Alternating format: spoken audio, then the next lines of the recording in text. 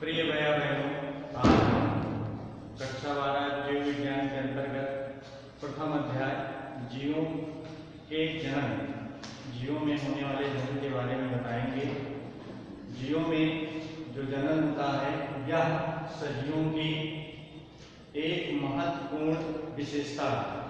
सजीवों के जो हम लक्षण पढ़ते हैं तो उसमें यह सबसे प्रमुख विशेषता होती है कि सभी जीवधारी अपने संतति को चलाने के लिए, अपनी पीढ़ियों को चलाने के लिए निरंतर जन्म करते हैं, जिससे जीवों की निरंतरता पृथ्वी पर बनी रहती है। तो आज हम लोग कक्षा 12 जीव विज्ञान का प्रथम अध्याय जीवों में जन्म के बारे में पढ़ेंगे। तो जीवों में जन्म, अच्छा, पृथ्वी पर पाए जाने वाले सभी सजीव जन्म करते हैं। या जन्म क्यों करते हैं?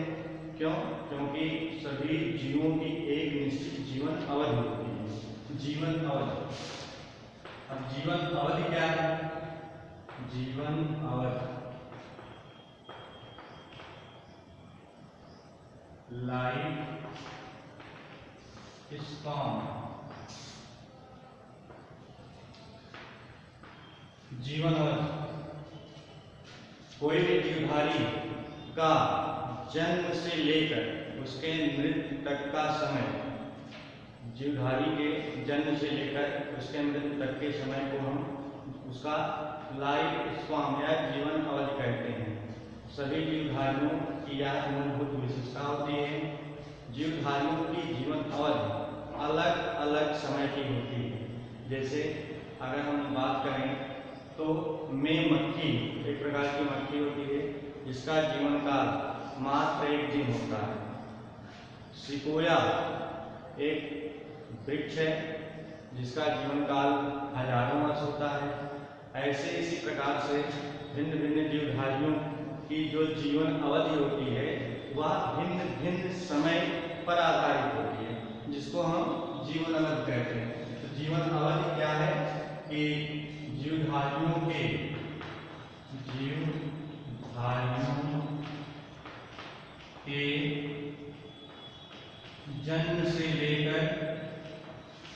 जन्म से लेकर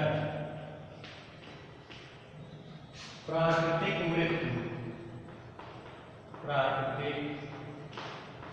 मृत्यु तक के समय को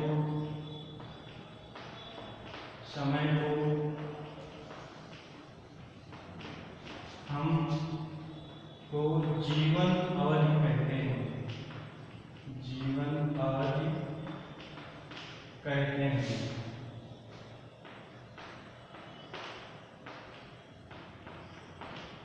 तो कहने का मतलब जीवधारियों का जो जीवन अवधि होता है वो निश्चित होता है।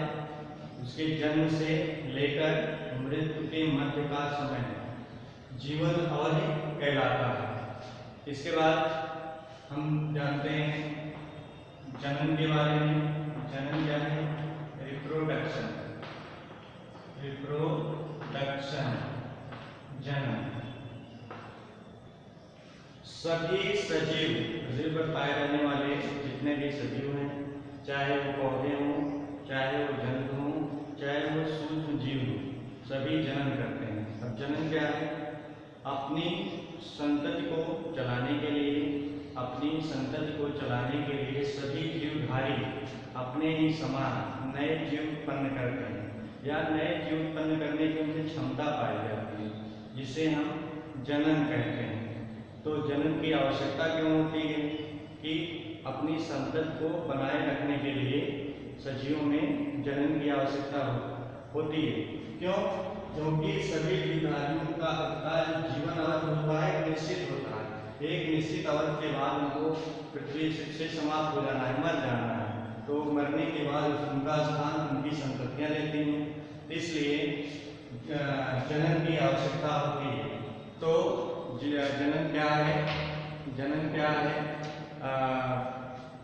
पीढ़ियों, जीवधारियों को अपनी पीढ़ियों में अपनी संततियों को चलाने के लिए जो मूलभूत लक्षण पाया जाता है उसे हम जन्म कहते हैं। तो जनन। अब अगला टॉपिक है जनन के प्रकार। जनन के प्रकार।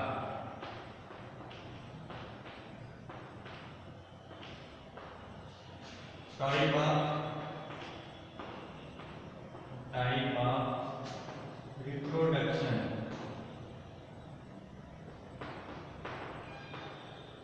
Type of reproduction.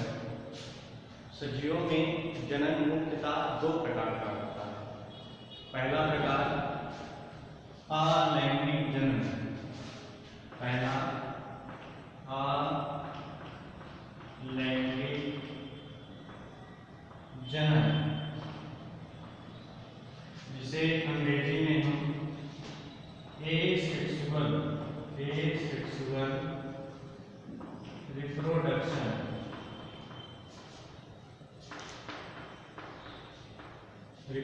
कहते हैं। दूसरा प्रकार होता है लैंगिक जनन। लैंगिक जनन मतलब अंग्रेजी होती है सेक्सुअल रिप्रोडक्शन।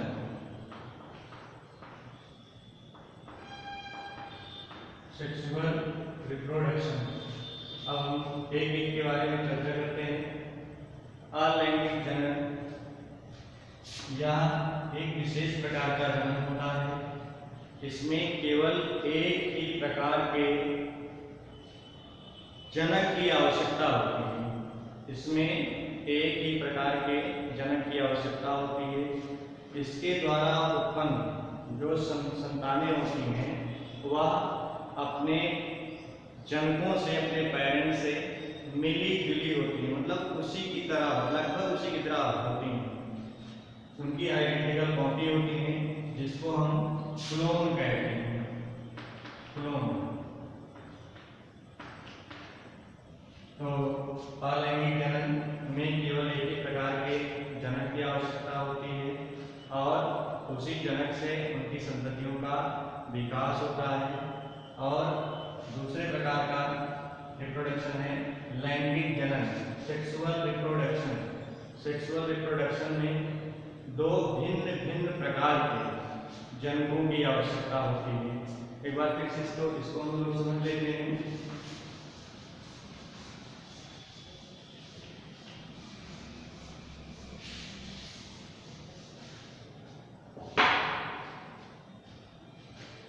अलैंगिक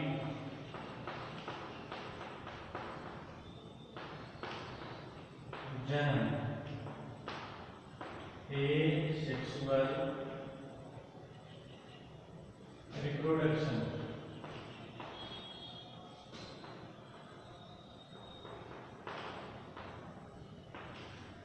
इस प्रकार के जनन में केवल एक ही प्रकार के जनक की आवश्यकता होती है। मान लीजिए कोई ऑर्गेनिज्म है, कोई जीवधारी है और यह दो भागों में विभाजित हो जाता है। इस प्रकार इसका साइटोप्लाज्म आदि में बढ़कर दो नए जीवधारियों की रचना करती है और ये दो नए जीवधारी अपने ही जनक के हूबहू समान होते हैं, इसलिए इसे क्लोन कहते हैं। तो अलैंगिक जनन में एक ही प्रकार के जनक की आवश्यकता होती है और दूसरा प्रकार जो है लैंगिक जनन, सेक्सुअल रिप्रोडक्शन। सेक्सुअल रिप्रोडक्शन में दो अलग अलग प्रकार के जनक भाग होते हैं, जिसमें एक नर होता है, अंग्रेजी में इसे मेल कहते हैं और इसका चिन्ह ऐसे मेल। और दूसरा जनक उसे हम मादा कहते हैं,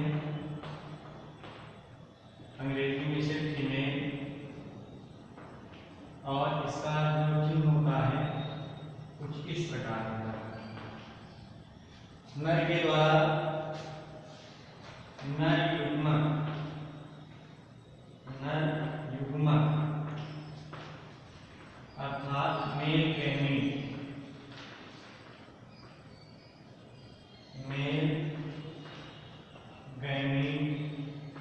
का निर्माण होता है, जिसे हम स्पर्म या शुक्राणु कहते हैं।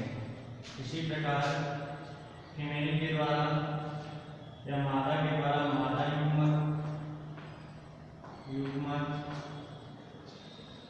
जिसे हम फीमेल फेमिन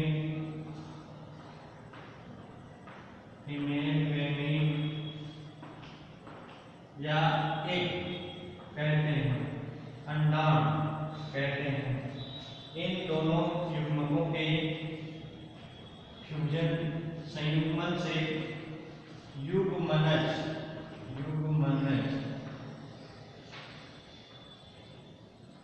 का निर्माण होता है, जिसे हम जाइगोट कहते हैं। और जाइगोट का विभाजन होता है, क्लीवेज होता है, एक अलग तरह का विभाजन होता है, जिसे हिंदी में विघटन कहते हैं। क्लीवेज होता है, क्लीवेज हुआ। और नेक्स्ट अगले प्रकार के विभाजन होंगे और उसके बाद नई संतान का निर्माण होगा, न्यू ऑर्गेनिज्म का निर्माण होगा। इस प्रकार से सेक्सुअल रिप्रोडक्शन की प्रोसेस होती है। अगले वीडियो में आपको इन सब के बारे में डिटेल से बताया जाएगा। धन्यवाद।